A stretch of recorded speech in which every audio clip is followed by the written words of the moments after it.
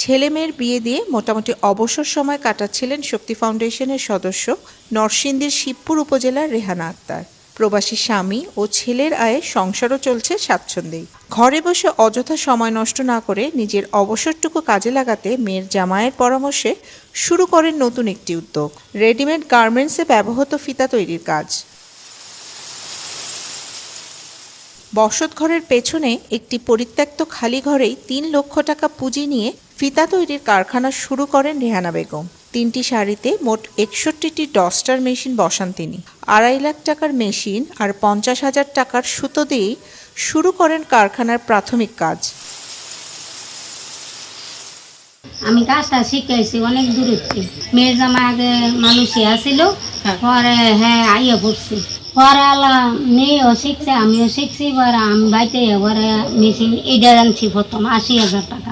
প্রথমে আমার ৩ লক্ষ টাকা লাগছে মেশিনে বুঝিয়ে আর ৫০,০০০ টাকা বুঝতাম। পাইকারি দরে সুতা কিনে আনেন রেহানা বেগম। একটি মোটর চালিত মেশিনের সাহায্যে সেগুলো স্পিন্ডেলে পেঁচিয়ে নেন। পরে সেসব স্পিন্ডেল মেশিনে ঢোকান। একটি ডস্টার মেশিনে মোট ১৬টি স্পিন্ডেল বসান। অর্ডার অনুযায়ী সাদা কালো বা মিক্স ফিতা তৈরি করতে হয়। মিক্স কালারের জন্য জোড়া মিলিয়ে স্পিন্ডেল বসান তিনি। সুতা আনি, সুতা মেশিনে আবার নলির মধ্যে রোল করি, রোল করে আবার এই মেশিন চালায় মাল নামাই। পরে ডালা এটা পরে আবার রোল করি, রোল করে এটা একটা প্যাকেট করি, প্যাকেট করে এটা ওজন দেয়, পাউন্ড হিসাবে বিক্রি করি। মেশিনের জটিল ঘূর্ণন প্রক্রিয়া দেখে বিষয়টি অনেক জটিল মনে হলেও রেহানা জানান কাজটি এত জটিলও নয়, আবার একেবারে সহজও নয়। জোড়া মিলিয়ে স্পিন্ডেল বসাতে হয় আর খেয়াল রাখতে হয় কখন সুতা শেষ হয়ে যায়। তার এই কাজে সহযোগিতা করেন তার প্রতিবেশী ৩ জন নারী। তাদেরকে ভালো পরিমাণে সম্মানী দেন তিনি। এটা কাজটা মাথা বুঝা এন ১৬টা স্পিন্ডেল, ১৬টাতে আপনি জোড়া মিলাইবেন।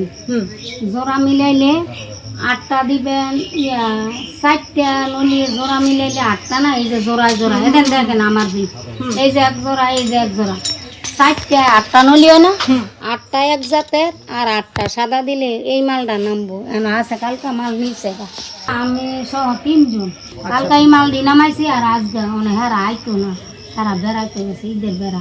এসব ফিতা কোথায় কিভাবে বিক্রি করেন এমন প্রশ্ন করলে তিনি জানান স্থানীয় ব্যবসায়ী বা গার্মেন্টসগুলো নিজেরাই আগে থেকে অর্ডার দিয়ে রাখে, সেই অনুযায়ী মাল তৈরি করেন।